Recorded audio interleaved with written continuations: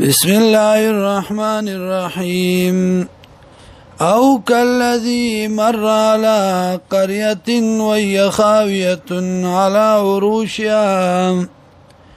یا مثال دغه کس مر چې تیرې دو علی قرية په یو کلی باندې وهي خاویة او داوره پریوته علی عروشها په چتونو خپلو باندې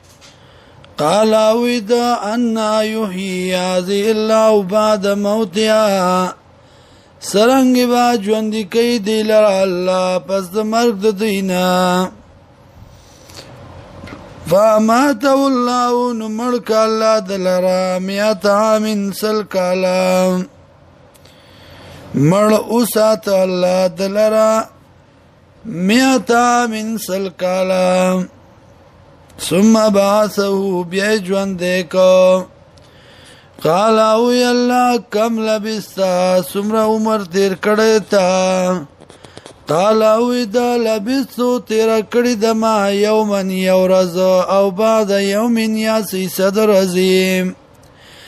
قال او الله بل لبسنا بلک تیر کړي تا میاتا من سل کلام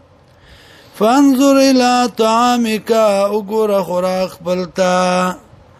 وشرابك اوسکا خپلتا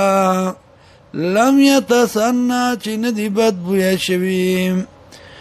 وانظر الى حمارك اغور خرخ بلتا ولنجعلك آية للناس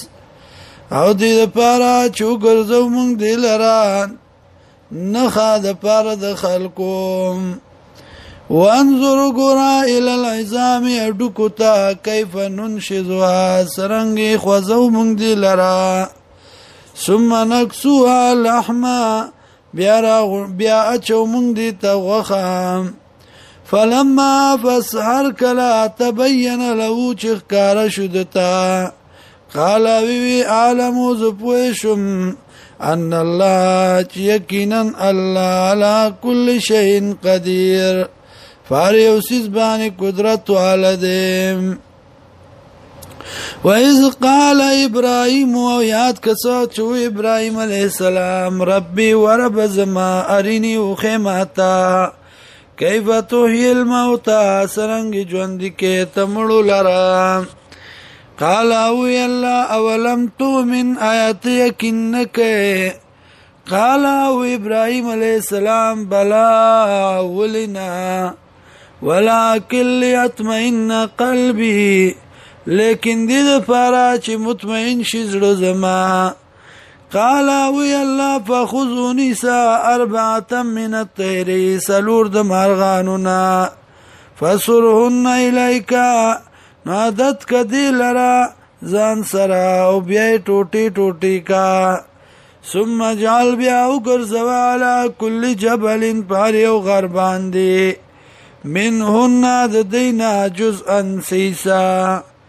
ثم دوهن بیا رو بلدی لرا یاتینک سعیا راضی بتا تپ منډا والم پوشا ان الله چې یقینا الله عزیز حکیم